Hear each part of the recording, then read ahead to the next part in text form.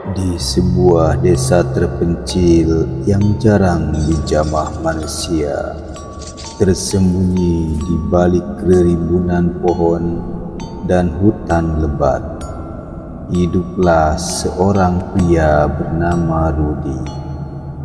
Kehidupan Rudi jauh dari kata layak. Setiap hari ia berjuang keras untuk memenuhi kebutuhan hidupnya. Tetapi kemiskinan terus menghantuinya. Rumahnya yang reot hanya terdiri dari papan-papan kayu yang mulai lapuk. Menjadi saksi bisu betapa sulitnya hidup Rudi. Tanpa pekerjaan tetap, tanpa penghasilan yang memadai, ia mulai merasa putus asa. Suatu hari, dalam kebudahannya, Rudi mendengar desas-desus tentang seorang dukun sakti di desa tetangga yang mampu memberikan kekayaan instan melalui ritual pesugihan. Pada awalnya, Rudi merasa ragu dan takut. Pesugihan bukanlah hal yang asing baginya. Ia tahu bahwa pesugihan melibatkan perjanjian dengan kekuatan gelap, dan ada harga yang harus dibayar. Harga yang seringkali lebih tinggi daripada yang bisa dibayangkan. Namun, semakin lama godaan untuk keluar dari kemiskinan semakin sulit ditahan. Rudi pun nekat menemui dukun tersebut, meski dalam hatinya diliputi rasa takut dan bimbang. Di tengah malam yang dingin dan sunyi, Rudi berangkat menuju desa tempat dukun itu tinggal. Jalanan yang dilalui Rudi begitu gelap dan penuh dengan rintangan. Angin malam yang menderu seakan berbisik padanya untuk berbalik. Namun Rudi mengabaikan peringatan itu.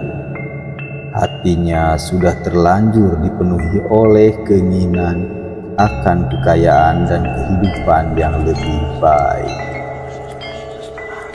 Setibanya di rumah dukun, Rudi disambut oleh seorang pria tua dengan mata tajam dan senyum yang menyeramkan. Sang dukun tidak banyak bicara, namun kehadirannya sendiri sudah cukup untuk membuat bulu kuduk berdiri. Rudi menyampaikan maksud kedatangannya, dan tanpa basa-basi sang dukun menawarkan ritual pesugihan. Namun dukun itu memperingatkan bahwa pesugihan bukanlah jalan yang bisa diambil dengan sembarangan. Ada tumbal yang harus diberikan, yaitu nyawa seseorang. Rudi merasa hatinya mencelos mendengar syarat tersebut. Namun ketika ia memikirkan kembali tentang kehidupannya yang miskin, ia merasa tidak punya pilihan lain.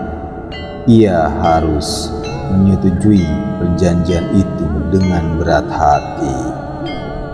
Ritual pesugihan dilakukan di sebuah tempat angker di tengah hutan, jauh dari pandangan manusia. Suara mantra yang diucapkan dukun terdengar mengerikan, bergema di tengah kegelapan malam.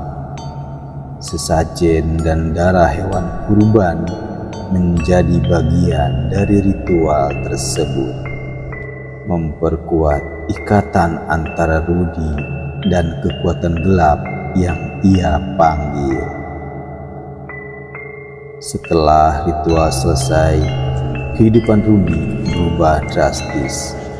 Tanpa ia duga, kekayaan mulai mengalir kepadanya.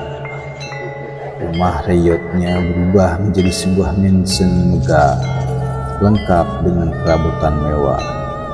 Uang datang dari segala arah, dan Rudy mulai menikmati kemewahan yang sebelumnya hanya bisa ia impikan. Namun, seiring dengan kekayaan yang datang, ada sesuatu yang lain yang juga mulai mendekat, yaitu sesuatu yang gelap dan menakutkan. Kejadian aneh mulai terjadi di rumah baru. Suara-suara goib terdengar di malam hari, langkah kaki misterius, dan penampakan bayang hitam yang bergerak di sudut mata. Pada awalnya, Rudy mencoba mengabaikan semua itu, berpikir bahwa itu hanyalah efek dari imajinasinya.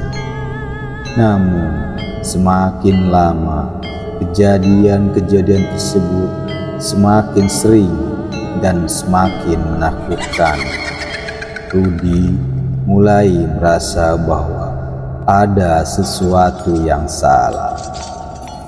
Kekhawatiran Rudy mencapai puncaknya ketika anaknya yang masih kecil mulai berbicara dengan seseorang yang tidak terlihat. Anak itu seringkali tertawa sendiri, seolah-olah ada seseorang di sebelahnya yang mengajak bermain. Ketika ditanya, anak itu hanya berkata bahwa ia sedang bermain dengan teman barunya. Namun, Rudy tahu bahwa teman yang dimaksud bukanlah manusia. Ketika akhirnya terungkap bahwa tumbal yang diminta dalam pesugihan itu adalah nyawa anaknya sendiri, Rudy merasa dunia runtuh di hadapannya. Ia mencoba mencari cara untuk membatalkan perjanjian dengan kekuatan gelap. Namun, semuanya sudah terlambat. Tumbal itu harus diberikan, dan kekuatan gelap yang mengintai tidak akan berhenti sampai mereka mendapatkan apa yang mereka inginkan. Rudy mencoba melawan dengan segala cara. Ia menemui berbagai dukun lain, meminta bantuan dari orang-orang suci, namun semuanya tidak membuahkan hasil. Kekuatan gelap itu semakin kuat menuntut haknya. Ketika akhirnya waktu tiba, anak Rudy jatuh sakit secara misterius. Tubuhnya melemah dan tidak ada dokter yang mampu menyembuhkannya. Rudy hanya bisa menangis, menyadari bahwa ini adalah akhir dari segalanya. Di hari terakhir, saat nyawa anaknya melayang, Rudy merasakan kehampaan yang luar biasa. Kekayaan yang ia dapatkan kini tidak berarti apa-apa. Semua yang ia impikan, semua yang ia kejar, hilang seketika. Rumah megah yang dulu ia banggakan, kini terasa dingin dan kosong. Hantu-hantu dari masa lalu terus menghantui, mengingatkan akan dosa besar yang telah ia lakukan. Kisah Rudy menjadi peringatan bagi semua orang di desa itu dan sekitarnya. Pesugihan bukanlah jalan pintas menuju kekayaan, melainkan jalan menuju kehancuran. Kekayaan yang diperoleh melalui cara-cara gelap hanya akan membawa malapetaka, bukan hanya bagi pelakunya, tetapi juga bagi orang-orang yang ia cintai. Di akhir hidupnya, Rudy hanya bisa menyesali keputusan yang pernah ia buat. keputusan yang merenggut segalanya dari hidupnya, bahkan kebahagiaan dan masa depan anaknya sendiri. Moral dari kisah ini sangat jelas. Jangan pernah tergoda oleh jalan pintas yang tampak mudah, karena harga yang harus dibayar mungkin lebih mahal dari yang dibayangkan.